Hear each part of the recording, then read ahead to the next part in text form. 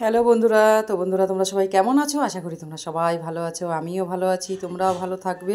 যেসব বন্ধুরা জ্যোৎস্না রান্নাঘর দেখছো তাদেরকে জানাই আমার তরফের থেকে স্বাগতম।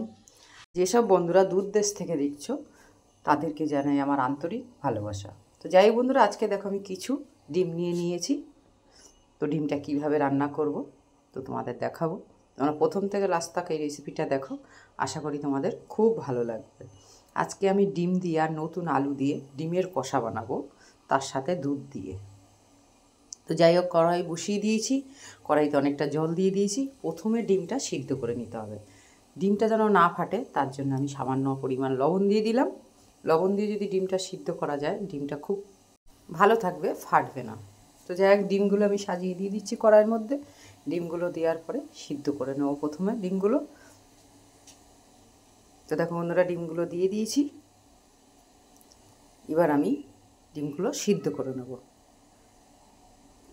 সিদ্ধ করার পরে তারপরে আমি কিভাবে রান্নাটা করব তো তোমাদের দেখো। এবার আমি ডিমটা ঢেকে দেবো ঢাকনি দিয়ে, আর গ্যাসটা অল্প স্লো করে দেবো। এবার আমি ঢাকনিটা খুলে নেব, আর গ্যাসটা তো একদমই লিভিয়ে দিয়েছি। ডিম সিদ্ধ হতে তো বেশি টাইম লাগে না। এই দেখো, ডিম সিদ্ধ হয়ে গেছে। এই দেখো, এবার আমি ডিমগুলো ছুলে নেব। ডিমগুলো ছুলে আলুটা যে কেটে রেখেছি দুভাগ করে, সেই আলুটাকে প্রথম সিদ্ধ করে নিতে হবে। তো দেখো, এবার আমি আলুটা গ্যাসে বসিয়ে দিয়েছি, আলুটাকে একটু সিদ্ধ করে নিতে হবে। যেহেতু আলুটা নতুন, সেহেতু খুব টাইম লাগবে সিদ্ধ হতে, এই জন্য আমি ভালো করে একটু সিদ্ধ করে নিচ্ছি প্রথমে। এবার দেখো, আলুটা সিদ্ধ হয়ে গেছে। এই দেখো, এবার আমি আলুগুলো নামিয়ে নেব। এইভাবে যদি আলু সিদ্ধ করে যদি আপনারা রান্না করেন, আলুর দম বা আলুর ডিমে দেন, তাহলে মোমের মতন গলে যাবে, খাওয়ার সময় খুবই টেস্টি লাগবে। তো আলুগুলো আমি সিদ্ধ করে রেখেছি, এবার আমি নামিয়ে নেব আলুগুলো। এবার দেখো কি কি মশলা দেব। শুকনো লঙ্কা, জিরে, গরম মশলা সব নিয়ে নিয়েছি, একসাথে আমি পেস্ট করে নেব। মিক্সচারে বাটিতে এবার সবগুলো এক এক করে দিয়ে দেবো। লঙ্কা দিয়ে দিচ্ছি, তারপরে গরম মশলাগুলো দিয়ে দিলাম। এবার জিরেটা দিয়ে দেবো,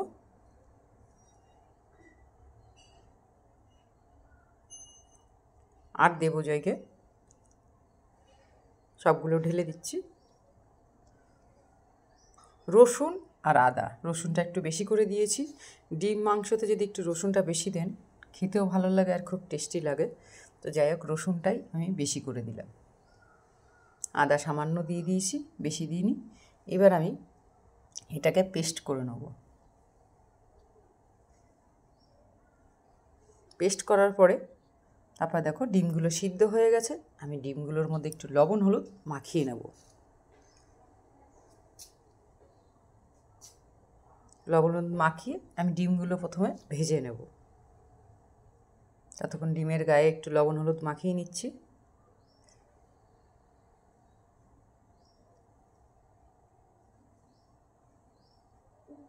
এবার দেখো, কড়াই বসিয়ে দিয়েছি, কড়াইতে তেল দিয়ে দিয়েছি।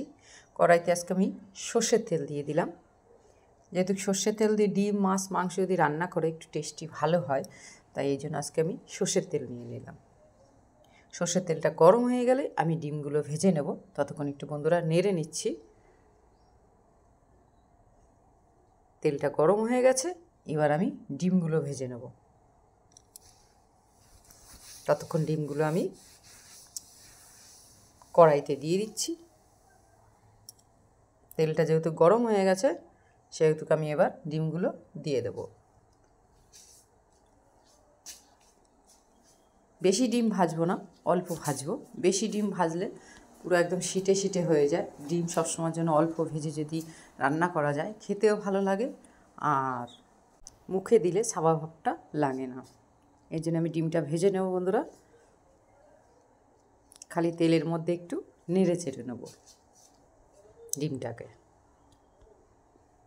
দেখো, ডিমটা দেওয়ার সাথে সাথেই দেখো হয়ে গেছে, আর আমি বেশি ভাজবো না। এবার আমি নামিয়ে নেব। আমি খুন্তি দিয়ে দেখো একটু ডিমটাকে কেটে দিচ্ছি। এই দেখো, যেন ফাটে না ডিমটা। তো বন্ধুরা এবার আমি ডিমটা নামিয়ে নেব, আর বেশিক্ষণ রাখবো না।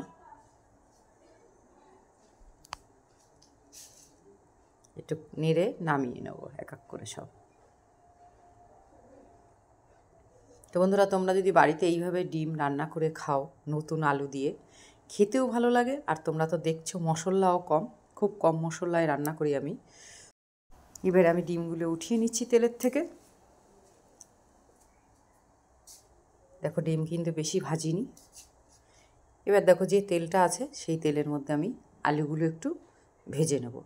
যেহেতু একটু সিদ্ধ করে নিয়েছি অল্প করে, এবার আমি একটু ভেজে নেব। ভেজে নিয়ে নিলে খাওয়ার সময় মোমের মতন গলে যাবে আর খুব টেস্টি হবে আলুটা। এই জন্য আমি আলুটা ভেজে নিলাম। আর নতুন আলু তো এখন আলুর দম, আলু যে কোনো জিনিসের মধ্যে দিলে ভালোই লাগে নতুন আলু।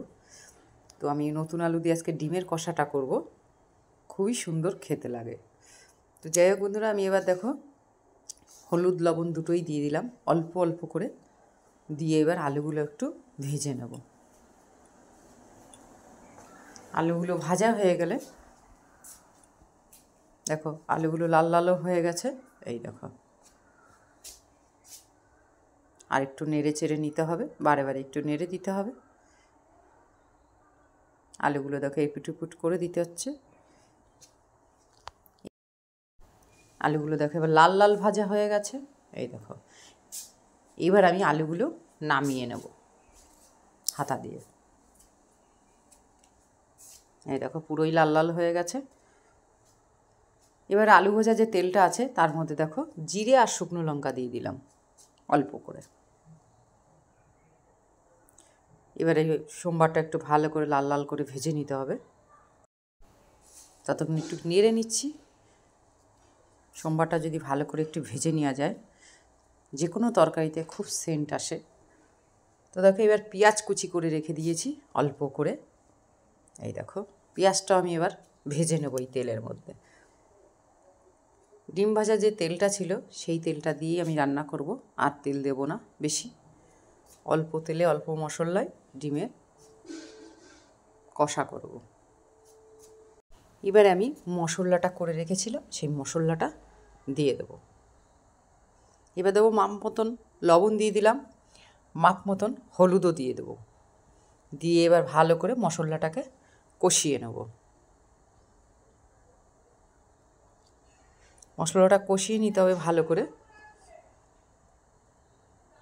এবার দেখো 1 প্যাকেট 10 টাকা দামের আমুল দুধ দিয়ে দিলাম। এবার আমুল দুধটাও আমি এই মশলার মধ্যে কষিয়ে নেব। তো বন্ধুরা আমুল দুধ দিয়ে যদি তোমরা ডিমের কষা বানাও, খেতে খুবই টেস্টি আর খুব স্বাদ। ভাত, রুটি, পরোটা, লুচি দিয়েও খেতে পারবে, খেতে খুবই টেস্টি। তো এবার দেখো আমি মশলাটাকে ভালো করে কষিয়ে নিয়েছি। এবার আমি অল্প করে একটু লঙ্কার গুঁড়ো দিয়ে দেবো, কালার লঙ্কার গুঁড়ো। এবার দিয়ে ভালো করে একটু কষিয়ে নিতে হবে। কষানো হয়ে গেল আমি ডিমগুলো দিয়ে দেবো এক এক করে। ততক্ষণ বন্ধুরা আর একটু কষিয়ে নিচ্ছি। এবার দেখো ডিম আলু আমি যেটা ভেজে রেখেছি সেগুলো দিয়ে দেবো। এবার আমি একটু ভালো করে নেড়ে নেব। ডিম আর আলুর মধ্যে একটু মশলাটা কষিয়ে দিতে হবে। ততক্ষণে আমি ভালো করে একটু ডিম আলু দিয়ে কষিয়ে নিচ্ছি মশলাটাকে। কষানো হয়ে গেলেই আমি সামান্য পরিমাণ জল দিয়ে দেবো, বেশি দেবো না। তো দেখো কষানো হয়ে গেছে আর কালারটাও দেখো লাল লাল চলে এসেছে, এই দেখো। তো বন্ধুরা রোজ দিনই তো একটা করে রেসিপি দিচ্ছি। গুঁড়ো দুধ দিয়ে ডিমের কষা কেমন লাগলো কমেন্টে দ্বারাই জানাবে, আমি রিপ্লাই দেব। আর সব বন্ধুদের একটু দেখার জন্য শেয়ার করে দেবে, সুযোগ করে দেবে। তো বন্ধুরা দেখো ডিমের আর আলুর কষাটা হয়ে গেছে। এবার সামান্য পরিমাণ দেখো একটু চিনি দিয়ে দিলাম। চিনি দেওয়ার পরে দেখো অল্প করে দেখো মশলা ধোয়া জলটা আমি দিয়ে দিলাম। জল বেশি দেব না। এবার আমি একটু নেড়ে নিচ্ছি, নেড়ে আর বেশিক্ষণ রাখবো না।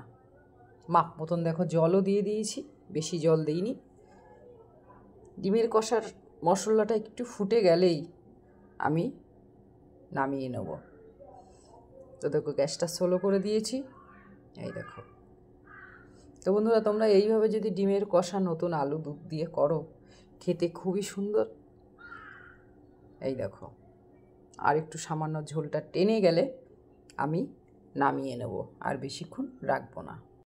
ডিম তো সবাই খেতে ভালোবাসে, ডিম যেভাবেই রান্না করলে সবাই খেতে খুবই ভালোবাসে ডিম। মশলার ঝোলটা দেখো অনেকটাই টেনে গেছে, এই দেখো। এখন গ্যাসটা আমি লিভিয়ে দেবো, আর একটু যদি টানাতে যাই তাহলে পুরো শুকনো শুকনো হয়ে যাবে। তো এর জন্য আমি এখন গ্যাসটা লিভিয়ে দেবো। এই দেখো হয়ে গেছে ডিমের কষা। তো বন্ধুরা এইভাবে বাড়িতে বানিয়ে খাও, আশা করি তোমাদের খুব খুব ভালো লাগবে। তো বন্ধুরা আজকে আমি এখানে রাখবো, তোমরা ভালো থাকবে, সুস্থ থাকবে, আবার তোমাদের সামনে কালকে আসবো।